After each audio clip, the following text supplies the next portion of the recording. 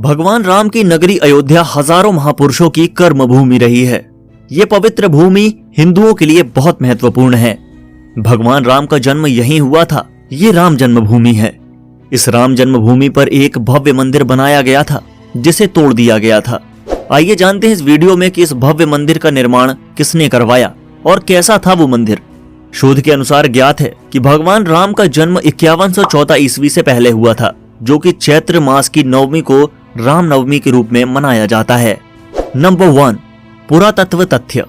अगस्त 2003 में पुरातत्व विभाग के सर्वेक्षण में कहा गया था कि जहां बाबरी मस्जिद बनी है वहीं पर मंदिर होने के संकेत मिले थे।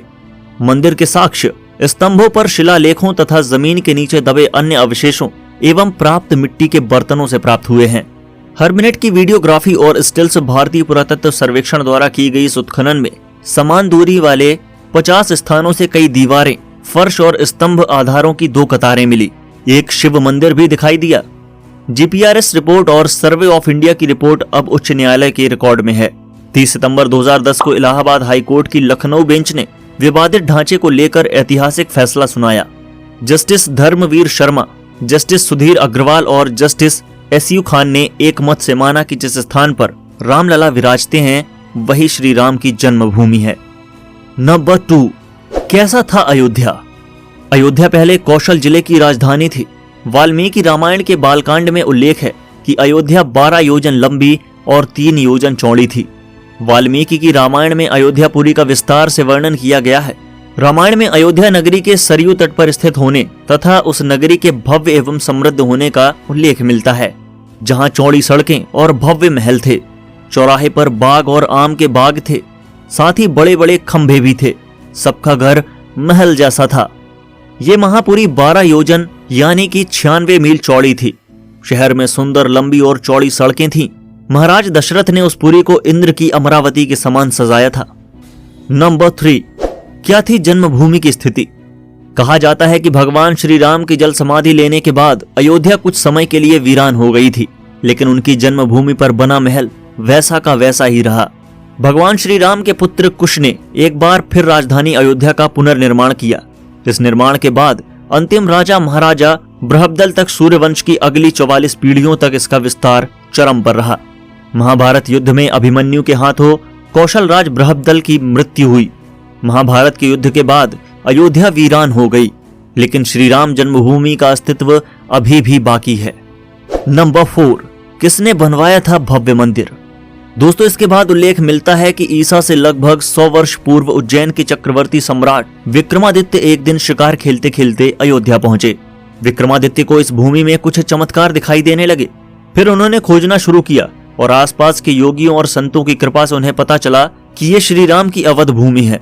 उन संतों के निर्देश से सम्राट ने यहाँ भव्य मंदिर के साथ साथ कुएं, सरोवर, महल इत्यादि बनवाए। कहा जाता है कि उन्होंने श्री राम जन्मभूमि पर काले रंग के टचस्टोन के 84 स्तंभ पर विशाल मंदिर बनवाया था। इस मंदिर की भव्यता देखते ही बनती है। नंबर 5, किसने कराया जीर्णोद्धार। विक्रमादित्य के बाद राजाओं ने समय समय पर इस मंदिर की देखभाल की। उन्हीं में से एक शुंग वंश के प्रथम शासक पुष्यमित्र शुंग ने भी मंदिर का जीर्णोद्धार करवाया।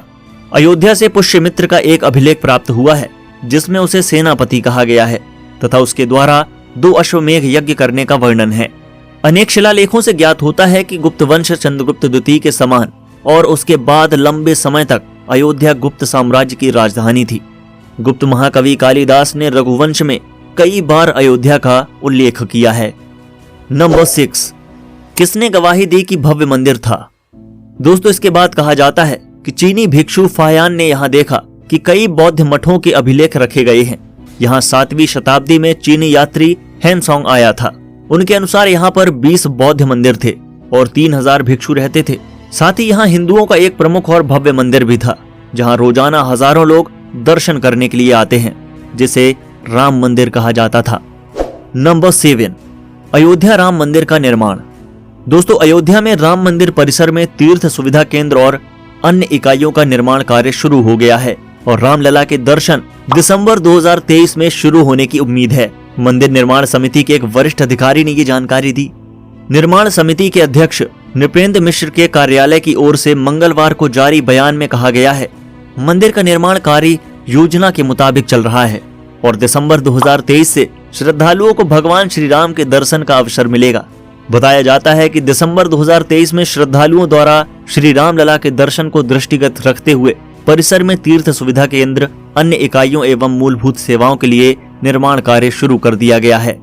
मंदिर के निर्माण पर करीब 1800 करोड़ खर्च होने का अनुमान है। श्री राम जन्मभूमि तीर्थ क्षेत्र ट्रस्ट के पदाधिकारियों के मुताबिक राम मंदिर निर्माण पर करीब 1800 करोड़ रुपए खर्च होने का अनुमान है।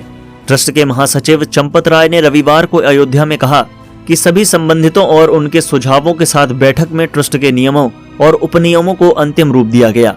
उन्होंने कहा कि ट्रस्ट ने मंदिर परिसर में प्रमुख हिंदू संतों और रामायण काल के मुख्य पात्रों की मूर्तियों के लिए जगह बनाने का भी फैसला किया।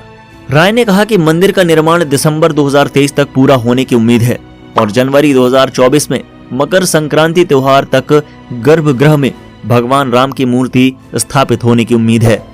जानिए मंदिर परिसर की खासियत।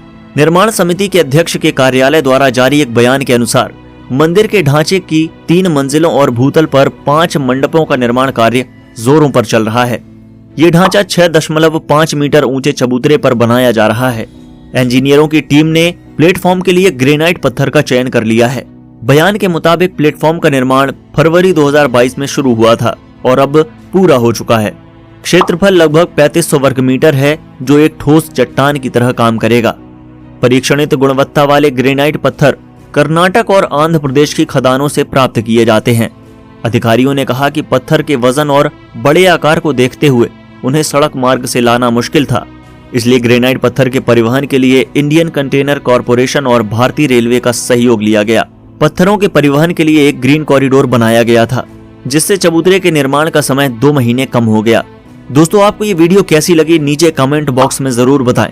ऐसी ही वीडियो देखने के लिए इस पोस्ट को शेयर करें और हमें सोशल मीडिया पर फॉलो करें।